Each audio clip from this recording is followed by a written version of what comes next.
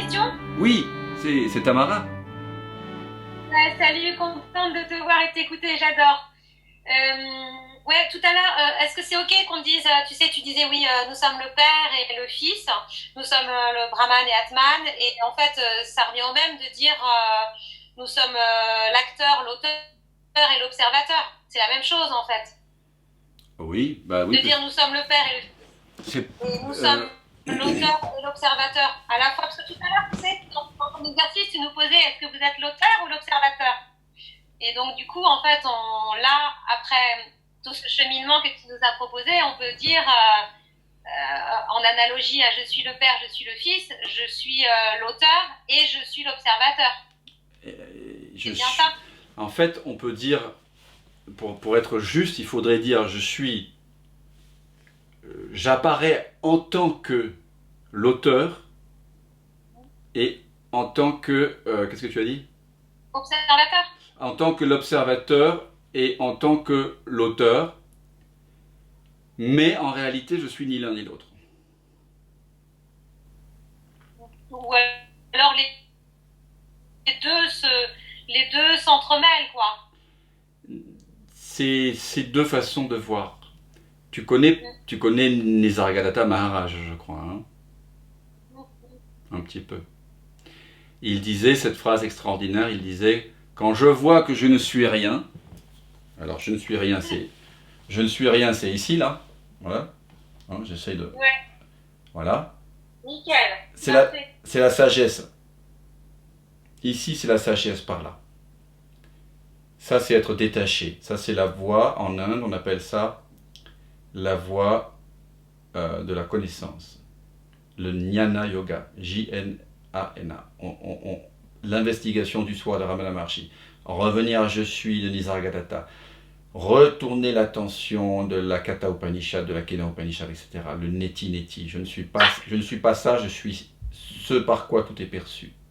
D'accord? Ça, c'est la sagesse. Quand je vois que je ne suis rien, c'est la sagesse. Mais quand je vois que je suis tout, il n'y a pas de mais, hein, il dit, quand je vois que je suis tout ça, parce que ça et ça, il n'y a pas de séparation entre l'espace ici et ce qui est perçu là-bas, eh bien ça s'appelle l'amour. Entre les deux, ma vie s'écoule. En un verbe, s'écouler. Mais c'est cool aussi. Je vous assure que c'est très cool parce que cet espace ne souffre pas. Donc tu as raison. C'est, ta question, bien sûr, elle est importante parce que c'est une articulation que je vous ai fait faire en 3 temps. D'abord, on se prend pour quelqu'un. Ensuite, on réalise qu'il n'y a personne. Et enfin, on réalise que ce rien, cette non-personne, ce rien de chose, est empli de toute chose et se manifeste en tant que toute chose. Donc en anglais, c'est joli à dire somebody, nobody, everybody. Something, quelque chose, nothing, non-chose, everything, toute chose. Donc c'est une articulation, bien sûr, Tamara. C'est-à-dire que... Et donc, voir que je ne suis à rien, c'est la première étape de l'éveil. C'est la reconnaissance de qui je suis. Vous vous reconnaissez vous-même. Et la deuxième étape, mais qui est consubstantielle, c'est en même temps. Là, j'articule quelque chose pédagogiquement qui est là, bien sûr, hein, tout le temps. C'est une façon de déconstruire. Donc, ce rien que je suis n'est pas séparé de tout ce qui apparaît en lui. Tout apparaissant à 0 cm, j'en déduis que c'est moi. Pas moi Dan, hein, sinon là c'est direction l'hôpital psychiatrique. Ça arrive plus souvent qu'on ne le croit. des expériences d'éveil qui sont interprétées par un mental fragile, égocentré et avec beaucoup d'émotions pas résolues. Il y a des gens qui vivent des expériences très fortes et ce qui s'ensuit est une récupération tellement résistante par l'ego que la pensée se met à être suractivée jusqu'à déstabiliser complètement la chimie du cerveau, et peut-être pour toujours, et de façon... c'est une interprétation personnelle de certaines psychoses. Je ne suis pas spécialiste, mais j'intuitionne que ça peut se passer comme ça. Mais en tout cas, vous voyez, il y a ce mouvement de reconnaître ici ce que je suis, ultimement, c'est rien. Et ce rien accueille tout, manifestement. Donc, connaissance, amour, c'est deux façons différentes de voir, de considérer votre vraie nature. Détachement, intimité. Mais il y a quand même à reconnaître que ce que vous êtes ultimement transcende tout ça. C'est pour ça que dans le sutra du cœur du Bouddha, on cite souvent la forme et le vide et la forme. Très bien. Mais n'oublions pas, et c'est très peu cité quand on cite ce sutra, qui est assez court, hein, vous pouvez le lire sur mon blog, Éclore en conscience, à la partie résonance. Il y a quelques-uns des textes magnifiques qui m'ont particulièrement touché en non-dualité, de différentes traditions.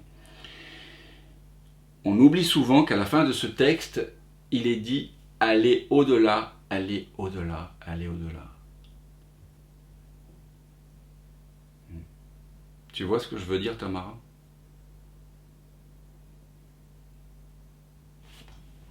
Là, je ne t'entends plus, mais peut-être...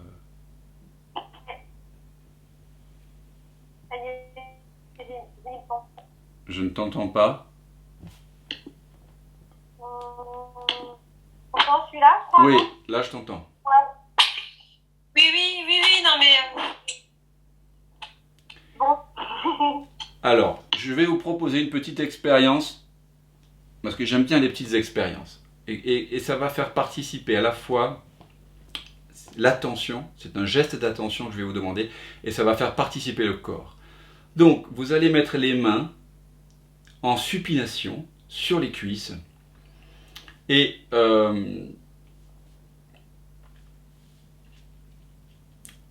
tiens, puisque nous étions partis de ce confinement et de ce Covid-19 là qui nous permet, entre autres, de nous réunir ce soir, enfin, tout l'univers y conspire, hein, dont le Covid-19 et le confinement. Donc on peut partir de ça, et j'imagine que des pensées vous ont déjà traversé par rapport à ce que ça peut signifier. C'est pour ça que j'ai commencé la soirée avec ça. Je me suis dit c'est important de voir s'il y a quelque chose au-delà du sens qu'on aimerait donner à ce qui nous arrive là.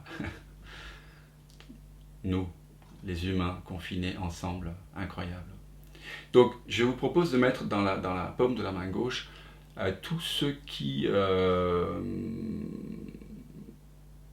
est négatif par rapport à ce confinement, par rapport à ce virus.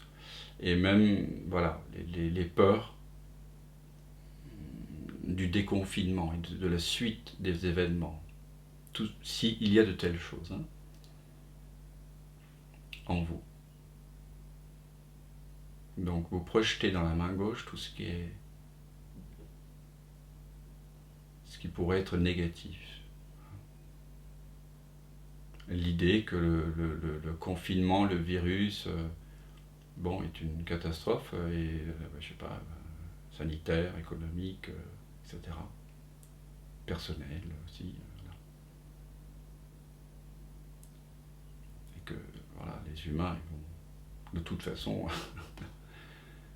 même s'il y a plein de belles paroles, dès qu'on pourra recommencer à consommer, on va retourner aux bonnes vieilles habitudes. Donc vous sentez tout ça à gauche.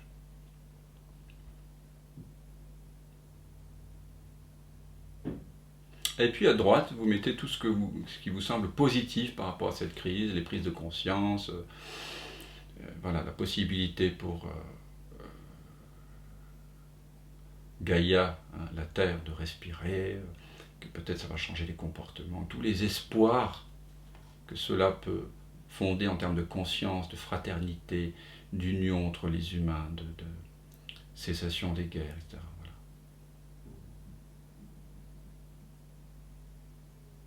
Donc à gauche, le négatif, et en droite, le positif. À gauche, l'ombre, et à droite, la lumière. Et puis maintenant, vous allez rapprocher les deux vers leur source commune, qui est la présence, centimètre par centimètre, un voyage lent et doux, qui va être figuré par le sternum, par le cœur, hein, le cœur physique. Vous allez poser les deux mains doucement, l'une sur l'autre, sur le cœur. Et vous ramenez ces deux perspectives, ces deux ensembles de pensées, de croyances, de sensations, de projections, vers leur source commune qui est la présence non duelle que vous êtes. L'espace que vous venez de découvrir tout à l'heure au-dessus de vos épaules. Cet espace qui est toujours là. Donc vous voyez que la vague de gauche avait une certaine apparence, une certaine vitesse, et la vague de droite avait une autre apparence, une certaine vitesse. Mais en ramenant les deux dans ce qu'elles sont vraiment, la forme des vagues disparaît et se découvre l'eau, l'eau qui est commune aux deux. La présence que vous êtes s'est tantôt déployée dans l'une des perspectives, tantôt dans l'autre. Les points de vue négatifs ont émergé de cette présence et ils sont désormais résorbés maintenant, parce qu'ils sont faits de la même substance. Et les points de vue positifs qui ont émergé de la source sont maintenant dissous dans la source. Donc, sur un certain plan, oui, je te l'accorde, Tamara. Je suis l'un et l'autre. L'un et l'autre. Mais je dirais plutôt que l'un et l'autre sont des expressions de moi, de la même façon que deux vagues différentes sont des expressions différentes de la même eau. Mais essentiellement, si les vagues dépendent de l'eau pour être des vagues, l'eau ne dépend pas des vagues pour être de l'eau. Et de la même façon, les expressions, les formes que prennent la manifestation ne dépendent pas de moi, présence, enfin dépendent de moi pour être ce qu'elles sont, puisqu'elles sont emplies de la présence, mais la présence que je suis, ultimement, et qui est sans forme, ne dépend pas des formes pour être ce qu'elle est. Sentez cela.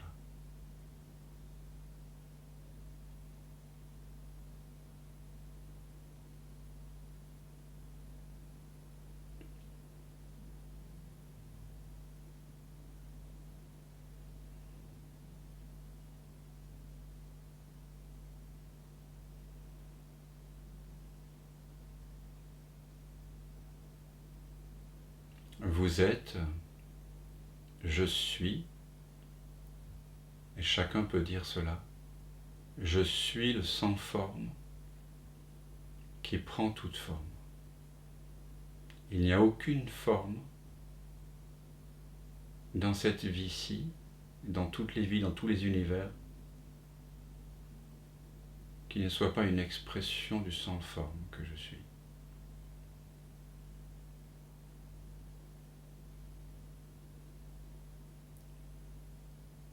Quand je vois que je suis le sans forme, c'est la connaissance, c'est la reconnaissance de ce que je suis ultimement. Et là, il y a la paix. Il y a une plénitude, une félicité. On dit dans l'enseignement non duel traditionnel en Inde, Sat Chit Ananda. un concept, un triptyque, être, conscience, félicité. Sat de satsang, qui veut dire être, vérité. Chit, conscience, le je suis. Ananda, félicité. Quand le je suis disparaît dans l'arrière-plan, est absorbé par l'arrière-plan, quand même le je suis est vu comme une apparition-disparition au sein de ce que je suis, alors se révèle la félicité, qui est consubstantielle à ma nature. Il y a cette félicité. Et quand je vois que je suis le sans forme qui prend toute forme, alors c'est l'amour. L'amour pour toute forme qui est une émanation de moi. Mais ce n'est pas un amour sentimental, romantique, passionnel, ou basé sur des préférences. C'est un amour d'équanimité. Alors récemment ça a pu choquer, j'ai l'impression, peut-être me suis-je trompé, certains de mes amis, pourtant qui partagent la non-dualité, que nous ayons pu faire ensemble, certains d'entre vous étaient peut-être là il y a 2 semaines, une petite pratique où nous disions, tout comme moi, un tel cherche l'amour dans sa vie, ou tout comme moi, un tel a connu l'identification, on cherchait des liens. Et à un moment donné, j'ai proposé de faire ça avec une figure connue et souvent haïe, et pour cause, Hitler. Tout comme moi, qu'est-ce qu'on peut avoir de commun avec Hitler? Et quelqu'un, je ne sais pas si quelques-uns d'entre vous étaient là, quelqu'un a proposé, tout comme moi, Hitler avait de bonnes intentions. Alors, elle ne voulait pas dire que sur un plan absolu, c'était la bonté, évidemment. Mais ce qu'elle a voulu signifier par là, c'est que dès qu'on est identifié à une forme, il y a intention. Et cette intention est toujours faite dans un sens de ce qui est bon pour moi. Mais évidemment, le moi n'est pas le moi de la source, on est bien d'accord. C'est un moi qui est un faux moi, un usurpateur. Mais toute personne qui se prend pour une personne agit pour son intérêt personnel et en fonction de ce qu'elle croit être bon. Et bien sûr, ça peut choquer ce genre de choses. Et ici, c'est du même ordre. Mais est-ce que vous voulez la vérité, rien que la vérité, ou est-ce que vous voulez un éveil de pacotille, un éveil voilà, sympathique, Walt Disney? Si vous voulez vraiment goûter à l'éveil, vous devez reconnaître que ce que vous êtes, le sans forme, prend toute forme. C'est comme ça. C'est ni bien ni mal, c'est. Parce que toute forme apparaît à 0 cm de la conscience, même si c'est une forme très étrange, qui apparaît comme agissant de façon très ignorante et très ignorante d'elle-même. En tout cas, elle apparaît à 0 cm de vous.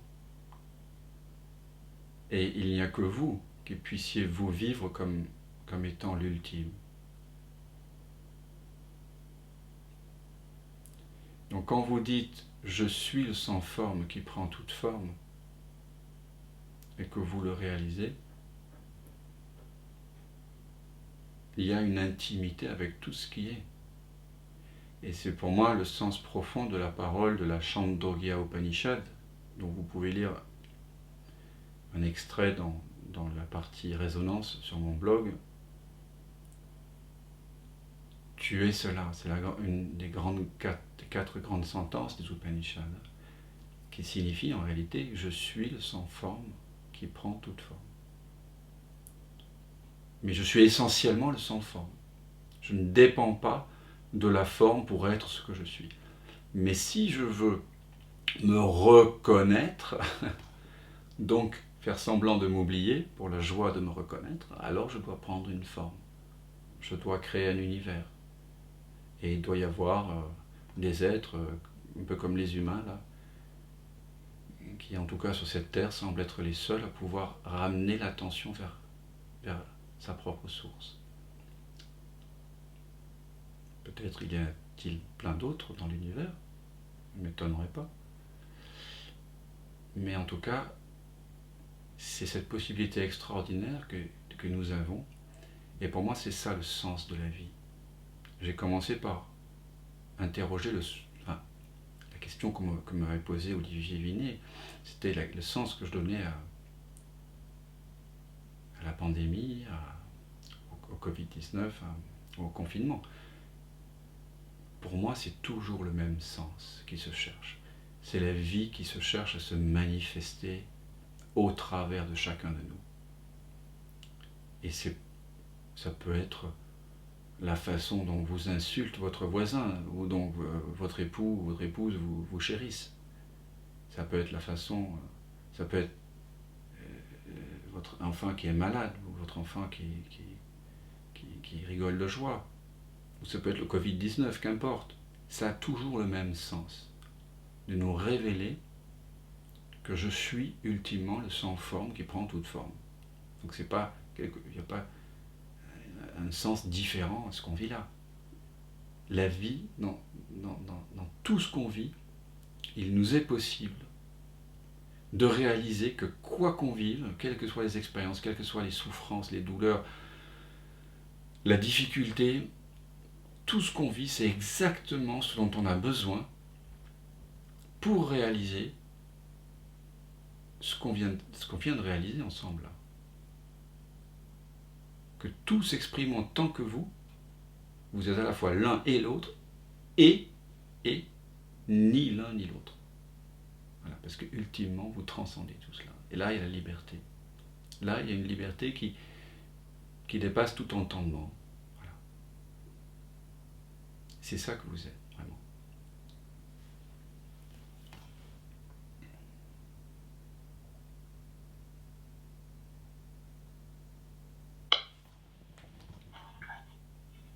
Dan? Oui. Et justement, je profite. Non. Profite. Ouais. Que tout nous ramène. Et tu disais donc, tu m'as dit que tout nous ramène et également les choses qui fonctionnent, qui ont l'air de fonctionner et tout ce qui est qualifié de positif. Oui, tout. Parce que je profite là pour préciser pour tout le monde, quoi. Voilà. Si tu veux bien, voilà. Oui, tout nous ramène. Évidemment que la joie, le contentement, les bonnes nouvelles semblent être plus proches en quelque sorte de la source. Mais c'est comme l'asymptote. Il y a un endroit où l'asymptote elle est plus proche de la droite, mais elle ne la rejoint jamais. Donc que ce soit des bonnes nouvelles ou des mauvaises nouvelles, ça ne change rien au fait que ce que nous sommes est ultimement non localisé dans l'espace et dans le temps, et absolument libre de toute la manifestation, quoi qu'il soit, quoi qu'il arrive, qu'il vente, qu'il pleuve, qu'il fasse soleil. Cette présence que nous découvrons là, en ramenant notre attention ici, ramenons-la, elle est toujours en paix.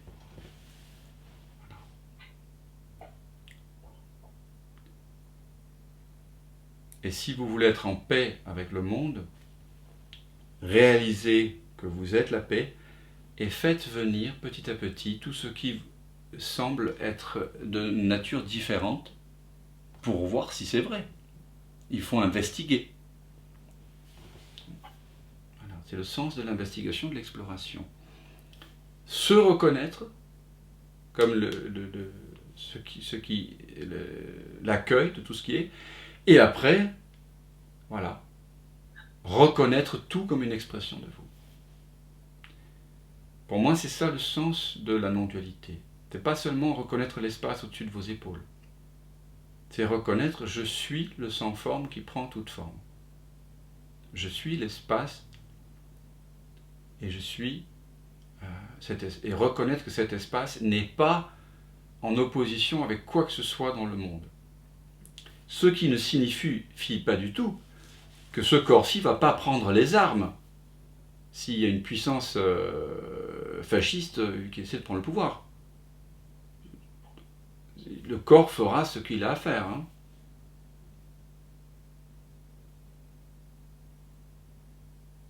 Mais moi, je suis ni l'un ni l'autre. Je ne fais rien. Alors ces gens avec qui je parlais me disaient, oui, mais s'il y a un enfant dans la rue qui est blessé, qu'est-ce que tu vas? Tu vas bien faire quelque chose. Le corps, sans doute, oui. Mais moi, ce que je suis réellement, espace, non, on n'a jamais rien fait. Je n'ai pas ramassé d'enfants, j'ai rien fait de particulier, je fais rien. Je suis. Oui, alors, bonsoir Dan, bonsoir tout le monde. Donc, je viens de... Alors, quand tu dis « je ne suis ni l'un ni l'autre », ça veut dire que je ne suis ni le sans forme, non. Ni celui qui prend... Voilà, ça je n'ai pas compris. Non, ça veut dire que je suis ni le positif, ni le négatif. Je ne suis ni ceci, ni cela. Le sans forme, c'est pour exprimer la source. C'est ce à partir de quoi tu regardes. Le sans forme, c'est ça. Tu vois? Ouais. Oui, oui. Et le sans forme, il prend tout ça. Il n'est pas plus Dan que Corinne. Pas moi non plus. Donc il prend soin du corps. Ça se joue comme ça. Ne vous inquiétez pas. Après, bien sûr, tout ça c'est une terminologie. Hein. Il ne faut pas s'enfermer dans les définitions, dans les concepts, sinon on se fait piéger. Donc aller au-delà, comme on dit, voilà, aller au-delà, même du sans forme, voilà. Parce que c'est encore un mot. Ça pointe vers quelque chose, bien sûr, qui est en deçà des mots. Mais ce que je voulais dire, c'était que quand je disais je suis l'un et l'autre, et ni l'un ni l'autre, je suis ni le bien ni le mal. Je suis au-delà. Je suis la source du bien et du mal.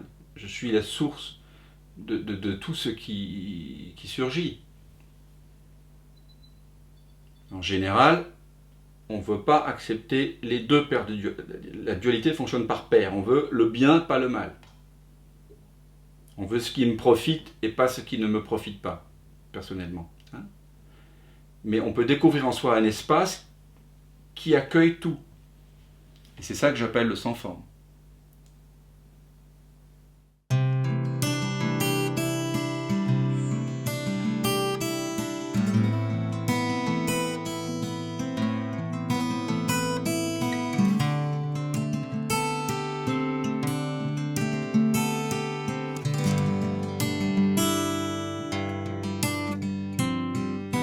Je me noue à ce nous.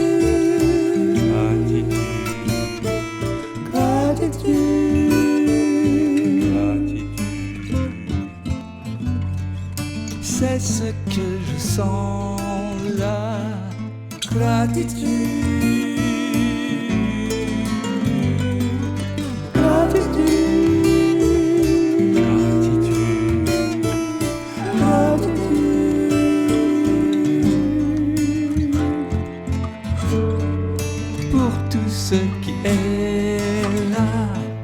Gratitude.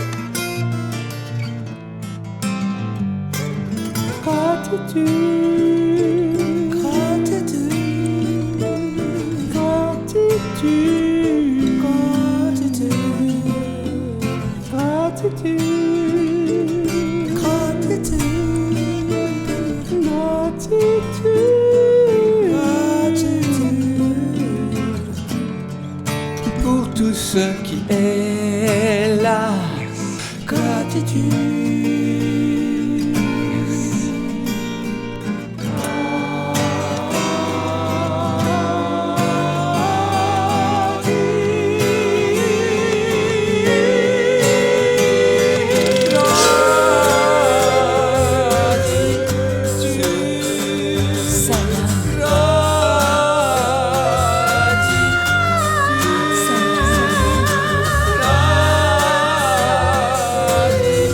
L'amour avec lequel je t'aime.